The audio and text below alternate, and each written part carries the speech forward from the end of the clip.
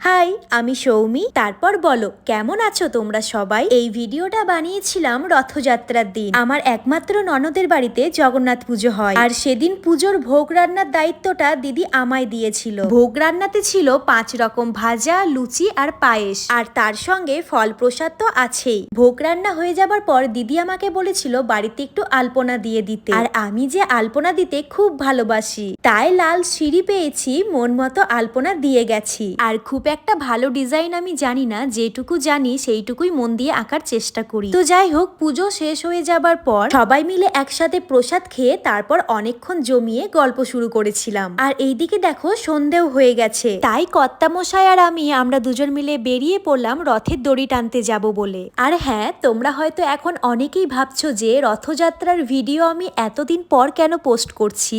আসলে এখন সময়ের যে বড্ড অভাব, তাই সময় মতো ভিডিও পোস্ট করতে পারছি না। তো যাই হোক, চলো, অনেকক্ষণ ধরে বক বক করলাম, এবার তাহলে তোমাদেরকে দেখাই আমাদের সিউড়িতে রথযাত্রা কেমন হয়।